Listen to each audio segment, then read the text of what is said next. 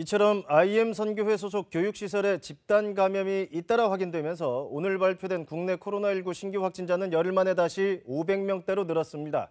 부산 요양시설 상황도 심상치 않고 걱정이 많이 됩니다. 재난방송센터 연결합니다. 김민경 기자. 다시 500명대, 지금 답답한 상황이 이어지고 있어요. 먼저 오전에 나온 확진자 현황부터 정리해볼까요?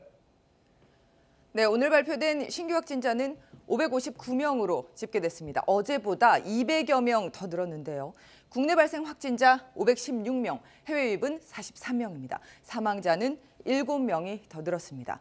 국내 발생 확진자를 지역별로 보면 경기에서 137명, 서울이 120명입니다. 수도권이 전체의 50% 남짓이고요. 가장 두드러지는 곳은 광주 지역인데 112명의 확진자가 나왔습니다. 코로나 발생 이후 광주에서는 가장 많은 확진자입니다. IM 선교회에서 운영하는 국제학교에서 100여 명이 추가 확진됐기 때문인데 또 다른 국제학교가 있는 대전에서는 1명의 확진자가 나왔습니다. 오늘 또 확진자가 500명대로 늘면서 감소세를 보이고 있던 확진자 수가 다시 증가하는 모습입니다. 지난 17일 이후 열흘 만에 다시 500명대를 기록했는데요. 아직 확산세가 완전히 꺾이지는 않았기 때문에 집단 감염이 더 번진다면 다시 증가세로 돌아설 수 있는 상황입니다. 변수는 IM 선교회 산하 국제학교입니다. 대전과 광주에서는 이미 100여 명의 확진자가 나왔는데 연쇄 감염으로 번지고 있어서 추가 확진자가 나올 가능성이 큽니다. 주춤하던 요양시설에서도 확진자가 늘고 있습니다. 부산의 요양병원에서는 27명이 확진돼서 동일 집단 격리 중입니다.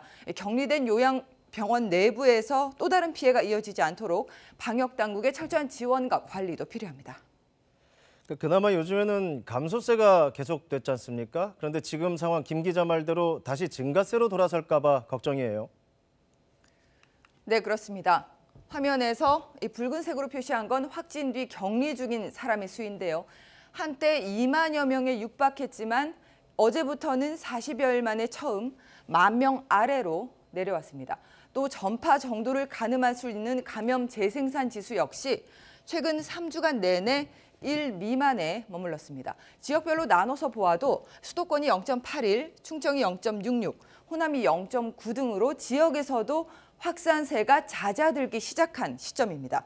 이번 집단 감염이 우려되는 이유입니다. 특히 다중이용시설과 종교시설에서의 대면 활동이 재개됐기 때문에 더 세심한 주의가 필요합니다. 또 다른 위험 요소로는 감염 경로가 파악되지 않은 사례가 여전히 25%, 넷 중에 1명 수준인데다 변이 바이러스 감염도 늘고 있다는 겁니다. 지역사회 전파가 이어지지 않도록 철저히 경계해야 합니다. 이런 상황에서 KBS 데이터 저널리즘 팀은 뉴스 홈페이지와 뉴스 앱의 코로나19 인터랙티브 페이지 개설했습니다. 시도별 추이와 선별 진료소 정보 등을 한눈에 볼 수 있으니까요. 백신에 대한 최신 정보와 뉴스, 각종 이슈도 정리돼 있습니다. 꼭 참고해 주시기 바랍니다.